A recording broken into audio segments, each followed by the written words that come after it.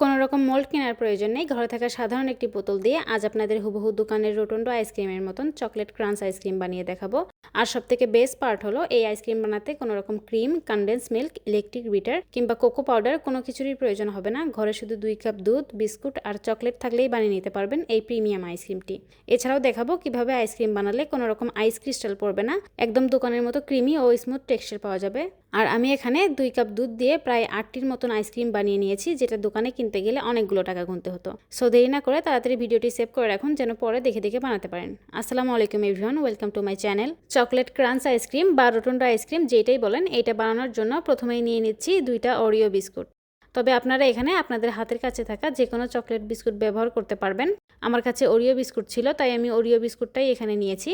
আর যদি জানতে চান তাহলে বলি, আপনারা এখানে চকোফান বিস্কুটটাও ব্যবহার করতে পারবেন। এই যে দেখুন, বিস্কুটের মধ্যে কিন্তু ক্রিম রয়েছে। আমি এই ক্রিমগুলোকে ফেলে দেব না, এই ক্রিম সহই আমি বিস্কুটগুলো ছোট ছোট টুকরো করে ভেঙে নিচ্ছি।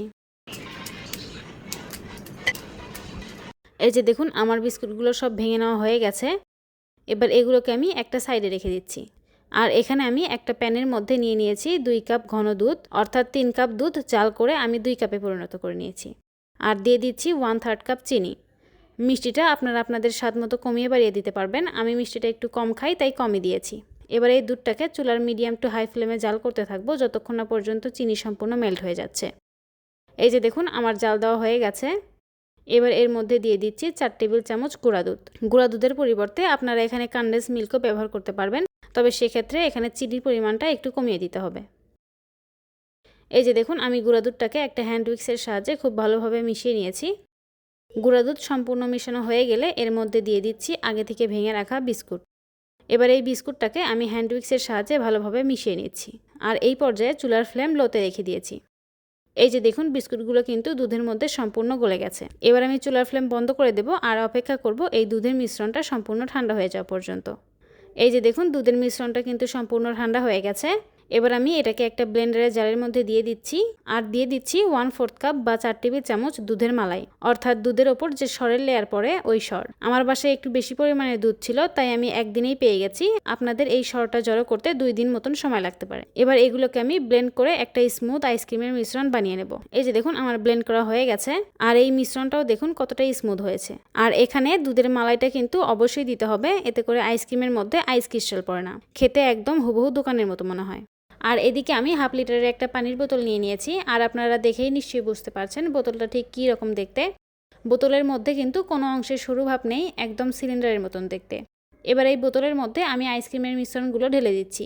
আইসক্রিম তৈরির জন্য আপনাদের এইরকমই একটা সিলিন্ডার আকৃতির বোতল নির্বাচন করতে হবে, তাহলেই আপনি সবগুলো আইসক্রিম খুব সহজেই গোল আকৃতির তৈরি করে নিতে পারবেন।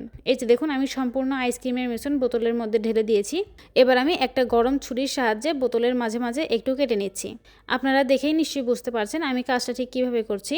বোতলের মধ্যে আইসক্রিমের স্টিকগুলো বসানোর জন্য যতটুকু জায়গার প্রয়োজন আমি ঠিক ততটুকুই কেটে নেব। এর থেকে বেশি কাটবো না, এর থেকে বেশি কাটলে আইসক্রিমের মিশ্রণ বের হয়ে পড়ে যেতে পারে। এই যে দেখুন, আমার কাটা হয়ে গেছে। এবার আমি আইসক্রিমের স্টিকগুলো বসিয়ে দিচ্ছি। আর এখানে আমি 8টার মতন ছিদ্র করে নিয়েছি, অর্থাৎ হাফ লিটারের বোতল দিয়ে আপনি 8টার মতন আইসক্রিম বানিয়ে নিতে পারবেন। আর সবগুলো ছিদ্রের মাঝখানে আমি সমপরিমাণ গ্যাপ রেখেছি, যাতে করে কাটার পর সবগুলো আইসক্রিম সমান দেখতে হয়। এই যে দেখুন, আমি কিন্তু এখানে সবগুলো আইসক্রিমের স্টিক বসিয়ে দিয়েছি। এবার আমি এই বোতলটাকে একটা মোল্ডের মধ্যে নিয়ে ডিপ ফ্রিজে রেখে দেবো 8 ঘন্টার জন্য, অথবা আপনারা চাইলে ওভারনাইটও রেখে দিতে পারেন। ফিরে আসলাম 8 ঘন্টা পর। আর দেখতেই তো পাচ্ছেন আইসক্রিমের বোতলটা কিন্তু জমে সম্পূর্ণ শক্ত হয়ে গেছে। এবার আমি বেশি দেরি না করে একটা ধারালো ছুরির সাহায্যে আইসক্রিমগুলো কেটে নিচ্ছি।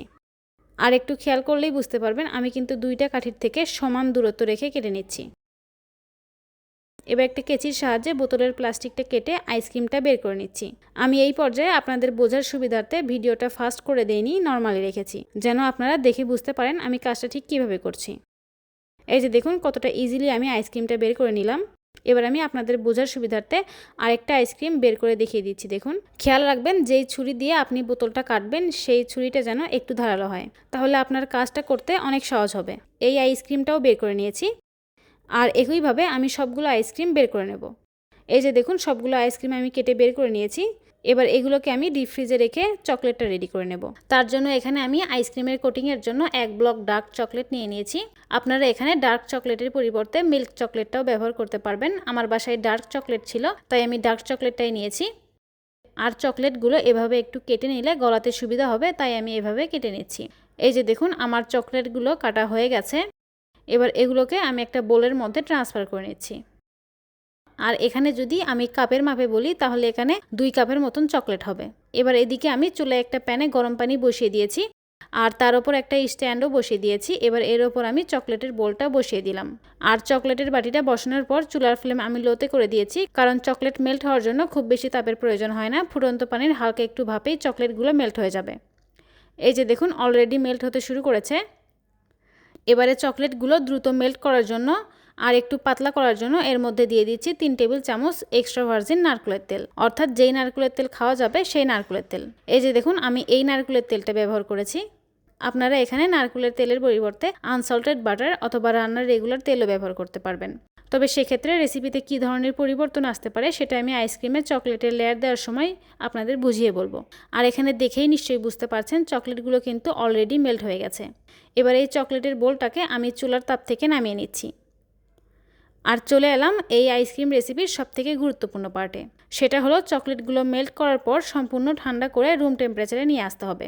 কোনোভাবেই গরম চকলেটের মধ্যে আইসক্রিম দেওয়া যাবে না। চকলেট যদি সামান্য পরিমাণে গরম থাকে তবে আইসক্রিমের ওপর কোটিং তো একদমই বসবে না, বরং চকলেটের গরমে আইসক্রিম গলে সাথে সাথে খুলে পড়বে এবং পুরো আইসক্রিম নষ্ট হয়ে যাবে। তাই চকলেটের মিশ্রণটিকে বাইরে রেখেই 10 থেকে 15 মিনিট বা যার যতটুকু সময় লাগে সম্পূর্ণ ঠান্ডা করে নেবেন। তবে ঠান্ডা করার জন্য আবার ফ্রিজে রাখতে যাবেন না, বাইরে রাখবেন। এবার চকলেটগুলোকে আমি সম্পূর্ণ ঠান্ডা করে নেওয়ার পর একটা কাচের জারের মধ্যে ঢেলে নিচ্ছি। আর দিয়ে দিচ্ছি হাফ কাপ চীনাবাদাম। আমি চীনাবাদাম ভেজে খোসাটা ছাড়িয়ে গুঁড়ো করে দিয়েছি। এবার এই বাদামগুলোকে আমি চকলেটের মধ্যে খুব ভালোভাবে মিশিয়ে নিচ্ছি।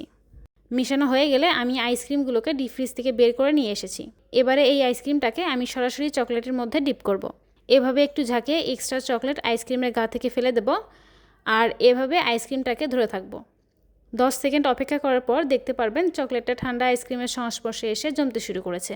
আমি যেহেতু চকলেটের মধ্যে নারকেলের তেল ব্যবহার করেছি তাই আমার এখানে 10 থেকে 12 সেকেন্ডের মতন সময় লাগবে। আপনারা যদি এখানে রান্নার তেল ব্যবহার করেন সেক্ষেত্রে আপনাদের 15 সেকেন্ড বা তার থেকেও বেশি সময় লাগতে পারে। আর নারকেলের তেল ব্যবহার করার কারণে চকলেটের লেয়ারের ক্রাঞ্চিনেস একটু বেশি মনে হয়। এই আর কি, খুব বেশি পার্থক্য নেই। আপনাদের হাতের কাছে নারকেলের তেল না থাকলে আপনারা অনায়াসে রান্নার তেল দিয়ে চকলেটটা গলিয়ে নিতে পারবেন। এই যে দেখুন আপনাদের সাথে কথা বলতে বলতে আমার এখানে 2টা আইসক্রিমের লেয়ার দেওয়া হয়ে গেছে।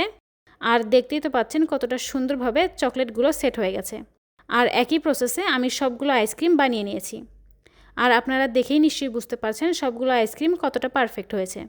সবগুলো আইসক্রিমের সাইজ একই রকম হয়েছে আর চকলেটের লেয়ারটা অনেক সুন্দর হয়েছে। আপনি যদি কাউকে এভাবে বানিয়ে দেন তাহলে সে দেখে বুঝতেই পারবে না আপনি এটা বাসায় বানিয়েছেন, তাও আবার ঘরে থাকা সামান্য কয়েকটা উপকরণ দিয়ে। আর এই আইসক্রিমগুলো খেতেও দোকানের তুলনায় অনেক বেশি ভালো হয়েছিল। রেসিপিটি আপনাদের কেমন লাগলো তা কিন্তু আমাকে কমেন্টে জানাতে ভুলবেন না।